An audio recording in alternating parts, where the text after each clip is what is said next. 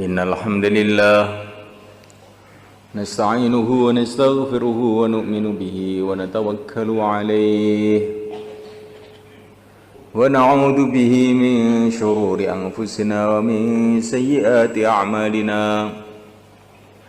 من يهده الله فلا مضل له ومن يضلل فلا هادي له أشهد أن لا إله إلا الله وحده لا شريك له وأشهد أن سيدنا مولانا محمدا عبده ورسوله اللهم صل وسلم وبارك عليه وعلى آله وأصحابه والتابعين لهم إلى يوم القيامة أما بعد. Hadirin dimuliakan, hari-hari ini adalah hari pertengahan Ramadan. Tanpa terasa hari ganti hari, tahu-tahu sudah tengah Ramadan. Nanti tanpa terasa tiba-tiba Ramadan pun habis. Tanpa terasa umur kita pun habis. Pertengahan Ramadan ini dikatakan oleh yang mulia Nabi Agung Muhammad sallallahu alaihi wasallam sebagai hari-hari maghfirah, hari-hari pengampunan dosa. Maknanya hari-hari ini adalah hari yang sangat cocok untuk kita bertaubat kepada Allah. Taubat itu ada dua, taubat dari maksiat kepada taat, ini taubat. Tapi taubatnya orang-orang soleh, taubatnya para nabi, taubat dari baik menuju lebih baik. Maka seluruh orang beriman diperintahkan oleh Allah untuk bertaubat. Wa tubu ilallahi jami'a, bertaubatlah kamu kepada Allah semuanya. Ayyuhal mu'minun, hai orang-orang yang beriman. Ya ayyuhalladzina amanu tubu ilallah, hai orang-orang yang beriman, bertaubatlah kepada Allah. Ini orang beriman yang masih suka maksiat, suruh taubat kepada Allah.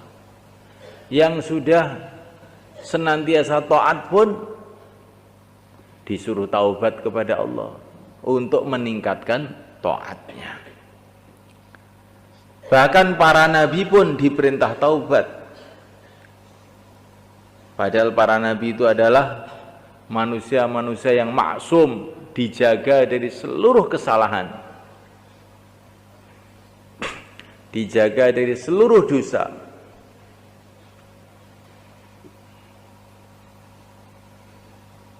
Mereka ini adalah manusia yang dibimbing langsung oleh wahyu Allah. Tapi mereka diperintah juga untuk taubat, maknanya untuk lebih meningkat lagi. Baginda Nabi kadang-kadang satu majelis beliau mengatakan astagfirullah, astagfirullah sampai 70 kali. Maka kita ini orang-orang yang lemah ini lebih-lebih lagi berkewajiban untuk bertaubat. Taubat yang pertama, taubat yang berkaitan dengan iman. Kita harus meluruskan keyakinan kita kepada Allah, bahwa yang berkuasa itu hanya Allah, yang menentukan segala-galanya hanya Allah.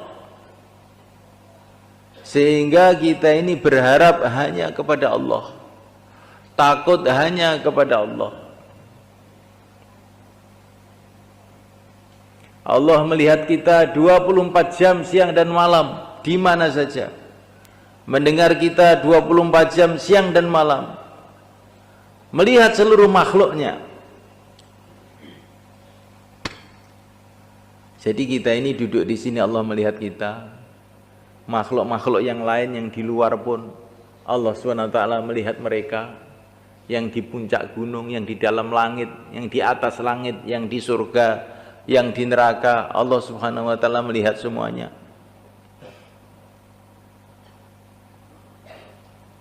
Maka kita ini kalau diganggu orang, ya, kalau diganggu orang itu tanamkan dalam hati, Allah melihat saya, Allah melihat dia.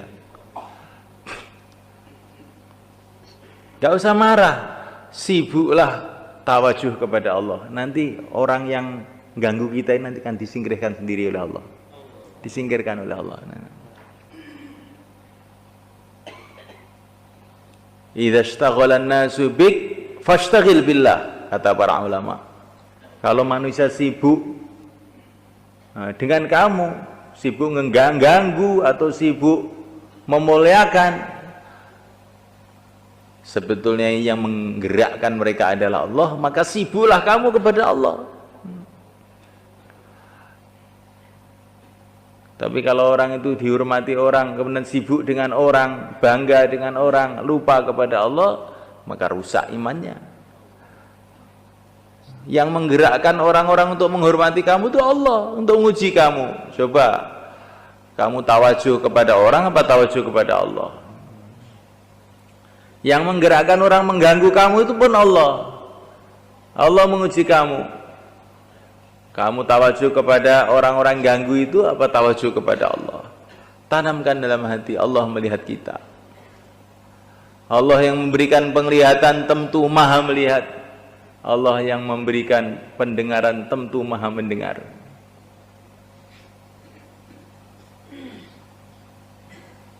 Nabiullah Musa alaihissalam ketika dikirim ke Mesir sendirian menghadapi macam-macam masalah dari segala arah, maka Allah berfirman, la takhafa innani ma'akuma asma'u wa ara.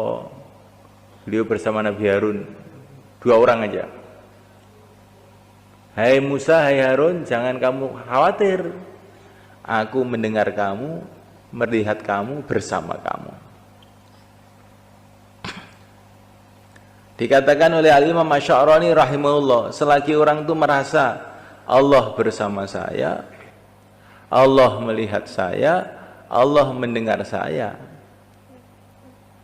Allah bersama saya, Allah melihat saya, Allah mendengar saya, Allah melihat seluruh makhluknya, Allah mendengar seluruh makhluknya.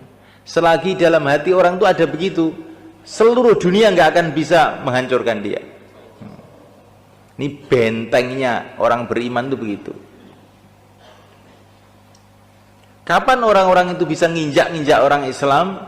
Ketika orang Islam dalam keadaan lalai, tidak merasa bersama Allah, tidak merasa dilihat oleh Allah, tidak merasa didengar oleh Allah, maka Allah datangkan setan, datangkan orang kafir, datangkan musuh-musuh Islam untuk nginjek-nginjek orang Islam.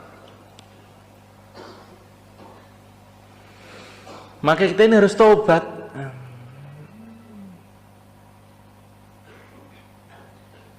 Nah, malaikat Allah SWT, kalau kamu itu di sini, saya bayan ini, terus kamu tuh menghadap ke timur, nyingkur, nggak mau dengar, kira-kira membuat marah saya atau tidak? Membuat marah nggak? Nah, kita ini di depan Allah, dilihat oleh Allah, didengar oleh Allah, kemudian nyingkur, nggak ingat sama Allah, malah kita ingat pada yang lain-lain. Nah, kira-kira ini adab kepada Allah apa tidak? Nah, makanya banyak musibah dalam kehidupan kita ini, gara-gara kita ini banyak lupa kepada Allah. Perasaan kita ini, aku salah apa toh? Saya ini salah apa? Kita tidak merasa berbuat salah di depan Allah, didengar Allah, dilihat Allah. Malah kita ini lupa kepada Allah. Bahkan maksiat kepada Allah. Maka ini harus kita taubat kepada Allah. Bagaimana hidup senantiasa merasa didengar oleh Allah, dilihat oleh Allah, bersama Allah, senantiasa taat kepada Allah. Inilah yang harus kita usahakan dalam pertengahan Ramadan ini dan dalam seumur hidup kita, insyaallah malaikat.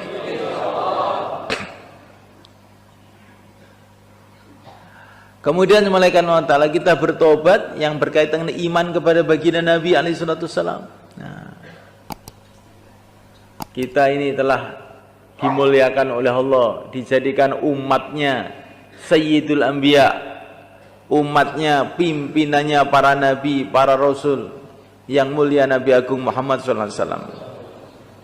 Karena kita ini jadi umat beliau, maka macam-macam fasilitas, macam-macam keistimewaan telah Allah berikan kepada kita, termasuk Ramadan ini. Ini keistimewaan umat yang mulia Nabi Agung Muhammad SAW. Amal-amal dilipat gandakan. Allah siapkan Lailatul Qadar. Allah siapkan pahala-pahala yang istimewa untuk umat ini.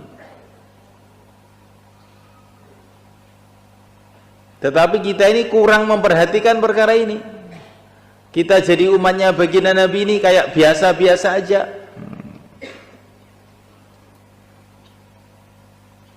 Kalau kita diangkat jadi umatnya pegawai negeri, setiap bulan dapat 5 juta, kita gembira, sembelih kambing, selamatan, karena jadi umatnya pegawai negeri. Jadi umatnya Astra, perusahaan mobil Jepang, gembira. Jadi umatnya apa lagi? Pokoknya gitulah, golongan-golongan yang menghasilkan keuntungan dunia kita gembira. Lah kita ini oleh Allah telah dijadikan golongannya Sayyidul Anbiya, yang mulia Nabi Agung Muhammad SAW, yang dapat keberuntungan dunia akhirat lipat-lipat. Kita jadi umatnya Nabi ini beruntung dunia, beruntung akhirat. Bagaimana tidak? Dunia itu apa toh? Keberuntungan dunia itu apa? Kalau orang itu dapat pahala itu beruntung dunia. Ya, dengan kita jadi umatnya baginda Nabi, pahala dilipat gandakan. Banyak orang bodoh mengira keberuntungan dunia kalau orang dapat rumah, kalau orang dapat sawah, kalau orang dapat jabatan presiden, itu keberuntungan dunia. Bukan. Presiden juga mau pensiun, sawah juga mau ditinggalkan. Keberuntungan dunia ini kalau kamu di dunia dapat pahala, akhirnya untuk bekal di akhirat selama-lamanya, itulah keberuntungan dunia. Keberuntungan dunia ini kalau kita ini dapat pahala, itu keberuntungan. Yang lain itu bukan keberuntungan, itu malah nyati nyesek-nyesek di dada saja. Kita punya harta banyak, coba nanti kalau hartanya banyak, kalau kita mati apa enggak sedih? Semua harta ditinggalkan semua. Kita punya jabatan tinggi, apa enggak sedih nanti kalau pensiun itu? Kasihan itu. Maka ada seorang raja dikasih hadiah intan. Yang intan ini gede banget itu. Maka dia gembira, ini seluruh dunia tidak ada raja punya intan seperti ini. Tapi salah satu menterinya bilang, Tuan Raja, ini musibah. Lah musibah bagaimana? Nanti kalau intan ini pecah atau bagaimana, atau hilang, nanti raja kan sedih. Dan sedihnya akan luar biasa, karena ini intan ini luar biasa ini. Alah, kamu nakut-nakuti orang aja atau menterinya. Tidak lama kemudian ternyata intannya hilang. Maka raja itu sedih. Tidak ada raja kehilangan seperti saya. Bener kamu menteri, bener kamu ternyata. Gara-gara saya dapat kesenangan yang lebih, akhirnya saya dapat kesedihan yang lebih juga. Jadi semulaikan Allah Ta'ala, keberuntungan di dunia tanamkan. Kalau dapat pahala itu beruntung, nggak dapat pahala nggak beruntung. Saya sehat, wah beruntung saya. Orang-orang pada sakit, belum tentu beruntung. Nanti kamu sehat juga sebentar lagi sakit lagi. Beruntung loh dapat pahala itu loh, beruntung. Saya mau ditabrak bis, tinggal 1 senti, nggak kena. Beruntung betul saya. Walaupun nggak kena, kamu mati juga sebentar lagi. Beruntung kalau dapat pahala.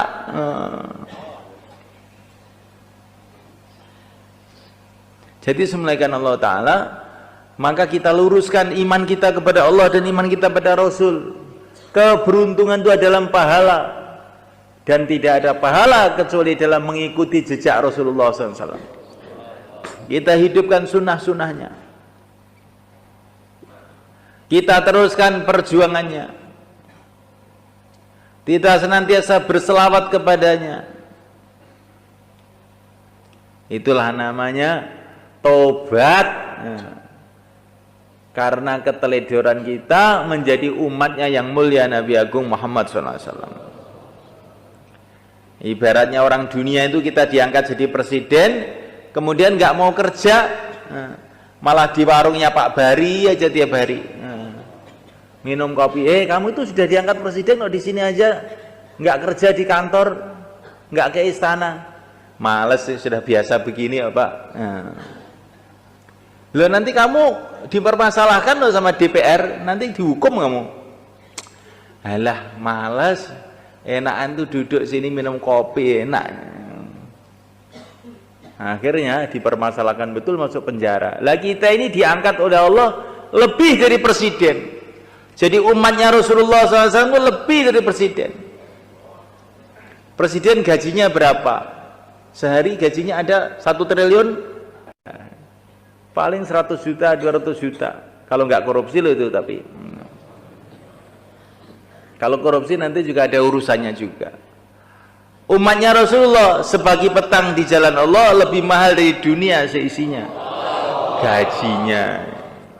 Itu baru dakwahnya, belum sholatnya. 2 rakaat lebih mahal dari dunia seisinya. Sekali tasbih lebih mahal dari dunia seisinya. Lah kok malah dia gelek ngantuk yang warungnya Pak Pegon. Bagaimana itu? Njaluk dihukum wong kaya ngono kuwi. Jadi semulaikan Allah Ta'ala, dan kita bertobat semulaikan Allah Ta'ala yang berkaitan dengan iman kita kepada negeri akhirat. Seluruh nabi, seluruh rasul, khususnya yang mulia Nabi Agung Muhammad SAW, semua telah pesan, siang malam pesan kepada kita, setelah dunia ini akhirat, setelah dunia ini akhirat, setelah dunia ini akhirat, siap-siap akhirat, siap-siap akhirat. Tapi kita ini malah malas. Ini namanya kan iman kita ini bagaimana ini? Yang dikirim oleh Allah untuk kita ini bukan sembarangan makhluk, makhluk yang terbaik, nabi yang termulia,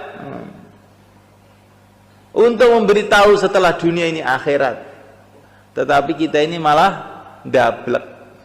Apa kita ini tidak salah begini ini? Kita perlu tobat kepada Allah SWT. Kita juga harus bertobat mengenai iman kita kepada Al-Quran. Allah telah turunkan kitab yang paling istimewa, yaitu Al-Quran, yang dijamin oleh Allah SWT tidak akan bisa dirubah-rubah manusia sampai kiamat. Allah bangkitkan juta-juta orang untuk ngapal Al-Quran. Ribuan ulama menafsirkan Al-Quran, mengkaji Al-Quran. Ada ulama yang bagian mengkaji fikihnya, seperti Al-Imam Syafi'i radhiyallahu ta'ala anhu, Al-Imam Abu Hanifah radhiyallahu ta'ala anhu, Al-Imam Malik radhiyallahu ta'ala anhu. Allah bangkitkan orang-orang itu untuk supaya kita tidak salah paham. Ada yang Allah bangkitkan ulama-ulama mengenai bacaan Al-Quran, qiraah sab'ah, qiraah 7, bagaimana baca Quran yang benar. Allah bangkitkan ulama-ulama yang kaji urusan pembersihan hatinya Al-Quran. Al-Imam Al-Ghazali, Al-Imam Al-Qushairi, Al-Imam Al-Junaid Al-Baghdadi. Allah bangkitkan orang-orang untuk membimbing umat ini. Walaupun nabinya sudah ada, tapi masih bisa memahami Al-Quran dengan benar. Kemudian kita tidak mau belajar Al-Quran, tidak mau mengenal Imam Asy-Syafi'i, tidak mau mengenal Imam Al-Ghazali yang dibangkitkan oleh Allah untuk membimbing kita. Ini juga termasuk dosa.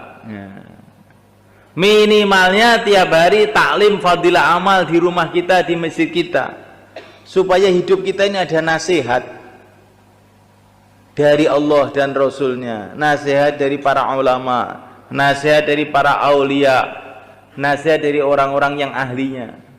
Kita baca insyaallah malaikat.